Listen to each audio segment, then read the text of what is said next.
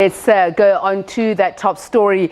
We'll play you a video clip or sound clip in just a moment of Cape Town Mayor Dan Plato allegedly saying that people who move to the Western Cape can't think for themselves. This was filmed on Tuesday at a community meeting in Westridge, Mitchell's Plain, which the mayor was attending. Neither the mayor or his friend realized that the microphone was on, and that was when the camera was rolling and these comments were made. We reached out to the mayor, who says the clip has been taken out of context of a 23-minute question and answer session, and therefore he won't comment. We contacted the DA's national spokesperson, Solima Ladzi, for an interview, which he confirmed and then later cancelled, citing a family emergency. DA Shadow Minister for Public Enterprises, Natasha Mazzoni, and the DA Shadow Minister for Communications, Phumzile van Dam, both referred the SABC to the national spokesperson for comment. So take a listen. Economic development mandate. If you're saying to me, yes, I can start. Look, let me say to you, all the problems, you see how we must trim the budgets. We pay, currently as we speak, 99% of those coming into the Western Cape.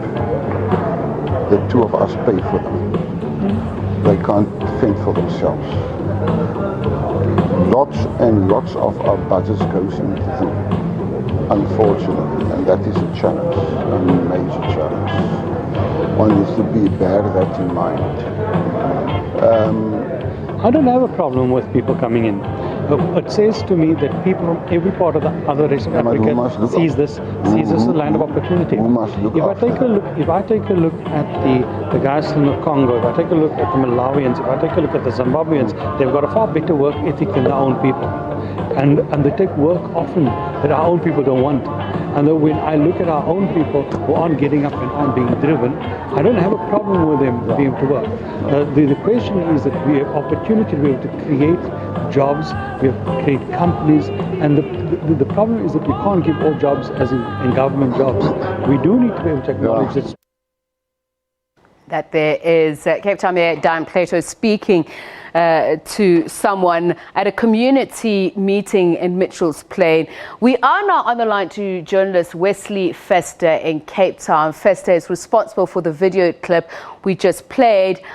Wesley, a very good evening to you. Thank you so much for speaking to us. Perhaps let's just first start. Thank you for having me. So let's just first start with what you shared. Why has it been controversial? Well, I found this footage last night only after filing the initial stuff, right? And then when I looked at it and then I heard it, it just struck a chord with me. Is that people have been complaining, especially with regards to Ellen Zillers, once having said, people from the Eastern Cape are refugees. And I thought, well, if this is the culture within the province and within the mayor's office, that's not good. And which part of that sentence? Because some people have claimed that they can't hear it properly. Some say they hear the words fend as opposed to think for themselves.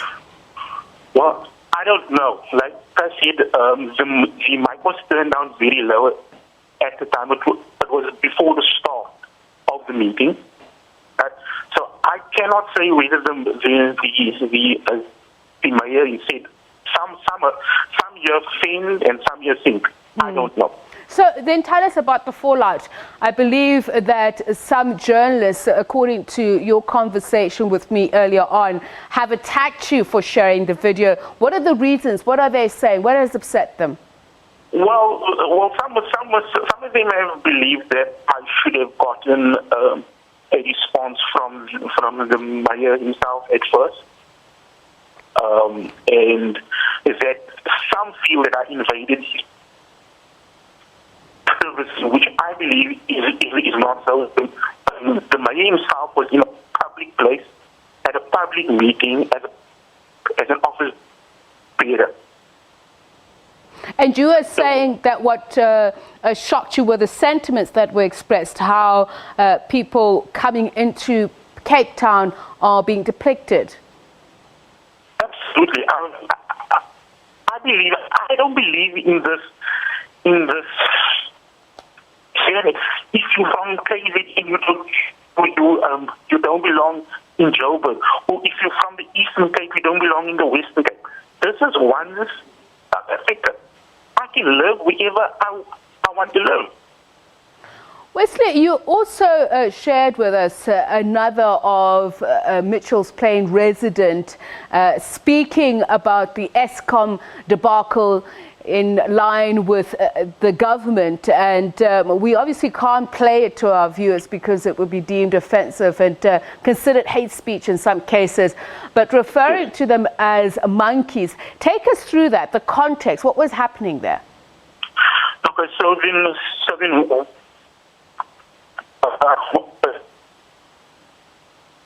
Wesley, I'm going to ask you to please repeat that. Unfortunately, our connection broke just for a second there. So what was the context of those comments? Okay. The context of it was the person was asking them something, right? And before he did something, he then made a statement that to the effect South Africa, that, you know, 1994, the country and Eskom are run by a bunch of and Eskom back a regime that was fully functional. Okay, just a final question. After posting those comments and the backlash that you've experienced, do you have any intentions of speaking to Dan Plato about the comments made, or as you've mentioned, you felt that you don't need to defend yourself for basically doing your public duty as a freelance journalist? Well, I don't feel, well, if you say to you that it's been taken out of context, I don't feel I have to speak to him. What he said is what is said. All right, thank you very much, Wesley. We do apologize to our viewers for that bad connection there. Wesley Fester is a freelance journalist, and he's the one that shared that video that we played to you and showed you, and of course the other video that he shared with us of a Mitchell's Plain resident who was at that meeting. Those who attended the meeting could probably attest to that. He's sent videos referring to government and those who chair the Eskom board as monkeys, and of course we are following up on that issue. In other news, though, after weeks of a backlash and threats of legal action, the DA's controversial billboard in Johannesburg containing the names of Life Esidimeni and Marikana victims has finally come down. It's been replaced by one that features Eskom taking yet another jibe at the ruling party, though. The opposition party unveiled